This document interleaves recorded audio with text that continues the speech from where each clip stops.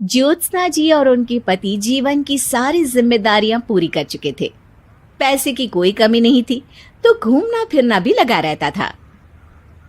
अरे बेटी के घर जाकर तो मजा ही आ गया, लेकिन विदेश से अच्छा तो देश ही लगता है।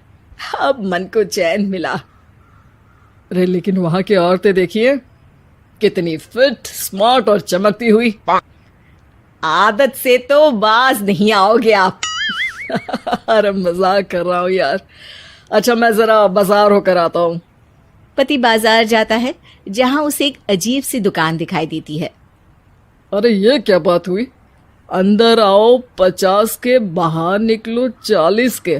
हम आपकी 10 साल उम्र कम करते हैं। अरे ऐसा क्या करते हैं भला? जरा अंदर जाकर ही देख लेता हूँ। अंदर एक सुंदर सी लड़की खड़ी होती है। सुंदरी जी, ये क्या दुकान है? जरा जादू हम पर भी तो चला दीजिए। यस सर, आपको हमारी एग्जीक्यूटिव एक डेमो के लिए अंदर ले जाएगी। आप अंदर जाएंगी तो आप खुद ब खुद समझ जाएंगी।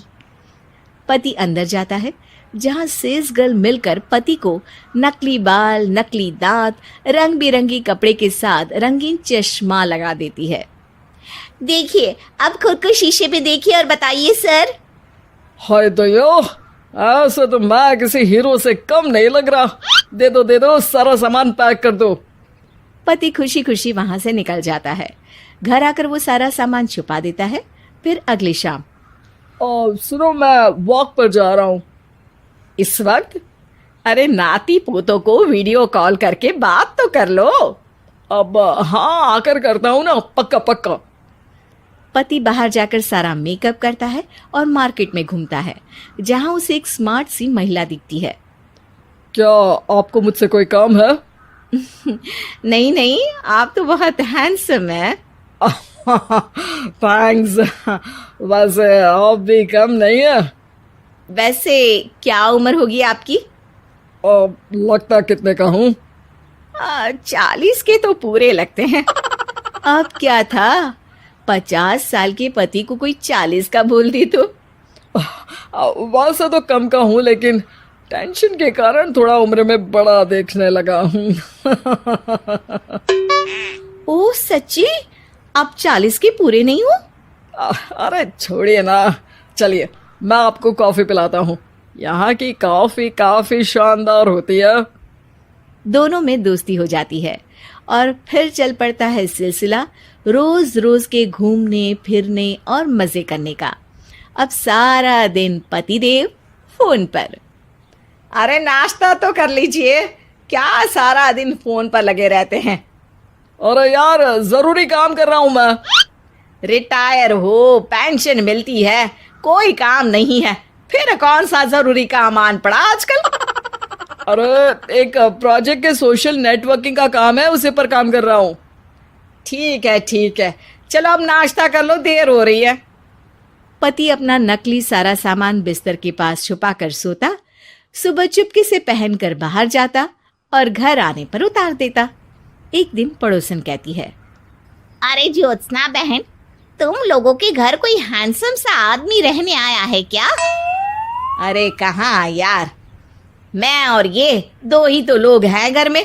हैंडसम सी शक्ल देखे तो मुझे भी जमाना हो गया है। अरे पता नहीं, वो जाता तो तुम्हारे ही घर में है, क्या पता कौन होगा।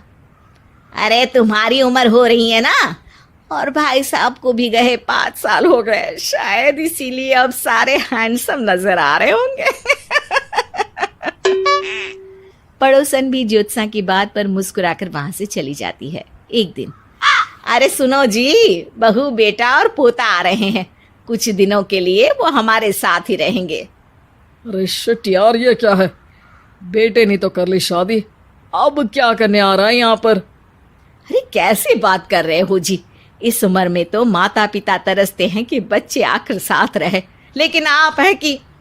अरे ठीक है ना, लेकिन अब देखो सभी व्यस्त है अपनी जिंदगी में, ये लोग आएंगे रहेंगे, कितनी डिस्टर्ब हो जाएगी लाइफ। कैसी बात कर रहे हो? अरे जैसे बहुत हैपनिंग है ना तुम्हारी लाइफ, तो जो बच्चों के आने से डिस्टर्ब हो जाएगी। अरे दिन काटने मुश्किल होते हैं, बच्चे आ जाएंगे तो थोड़ा दिन रात पता तो चलेगा।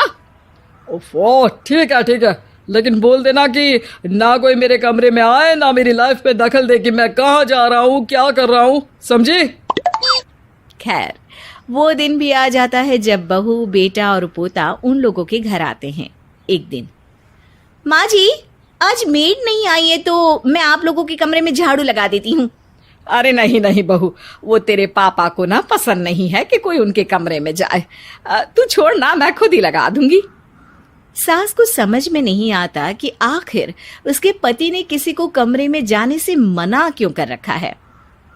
खैर, वो साफ सफाई करके बाहर निकल आती है, लेकिन कहते हैं ना, बच्चा तो अबोध होता है, उसे किसी बात का क्या पता। वो खेलते खेलते दादा के बिस्तर तक पहुंच जाता है और बाहर ले आता है दादा का वो सारा सामान जो वो लगाकर घूमते थे। ज्योत्सना की नजर उस सामान पर पड़ती है। वो बच्चे से पकड़कर कमरे में लाती है और पैकेट खोलकर देखती है। हाय रे दैया, ये क्या? लग रहा है कि आजकल ये प्रोजेक्ट नया मिला हुआ है। बेटे बहू के जाने के बाद ज्योत्सना सोचती है कि वो बात करेगी, लेकिन फिर अरे खुद से बात करूंगी तो मुकर जाएंगे। पता लगाना होगा कि माजरा क्या है। कुछ दिनों बाद, अरे यार, ये बच्चे लोगों के आने से लाइफ ना बड़ी डिस्टर्ब सी रही। मैं कुछ देर के लिए वॉक पर जा रहा हूँ, आराम से आऊँगा 2-4 घंटों के बाद, ठीक है? मैं क्या सोच रही हूँ कि मैं भी आपके साथ चलती हूँ। अरे थोड़ा रिलैक्स मैं भी तो हो जाऊं। हाँ, पड़ोस वाली बुढ़िया के साथ नीचे पार्क में जाकर वॉक करके आ जाओ। अच्छा जी, तुम कार से लॉन्ग ड्राइव के मजे लो और मैं पड़ोस की बुढ़िया के साथ। पति नहीं मानता और अपना पैकेट और कार लेकर निकल जाता है। रास्ते से वो उस महिला मित्र को फोन करता है। हाय ब्यूटीफुल, मैं कुछ दिनों के लिए आउट ऑफ कंट्री था, आज आ गया तो सोचा तुमसे मिल लूं। हाँ, क्यों नहीं, क्लब में आ जाओ। पति क्लब में पहुंचता है, सारा नकली सामान चिपका भी लेता है, लेकिन उसे पता नहीं होता कि ज्योत्सना ने सबका गोंद निकाल दिया है। ओ बेबी, मैंने आपको बहुत मिस किया। मैंने भी। लेकिन वो जैसे ही हंसता है, उसके नकली बाल गिरकर हाथ में आ जाते हैं, जिससे उसका सर गंजा दिखता है। ओ ये क्या? तभी उसका दांत भी हाथ में आ जाता है और ज्योत्सना के पति का सारा बुढ़ापा उसकी दोस्त के सामने आ जाता है। हे भगवान, अंकल जी कौन है आप? क्या ऐसी बात कर रही हो अंकल? मैं तो तुम्हारा दोस्त हूँ। अरे पर हो तो अंकल ही ना। नकली दांत, नकली बाल और क्या क्या नकली है।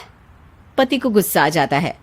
वो महिला के बाल पकड़कर खींचता है, जिसके बाद उसका बाल भी उसके हाथ में आ जाता है और महिला के सारे पके बाल सामने आ जाते हैं।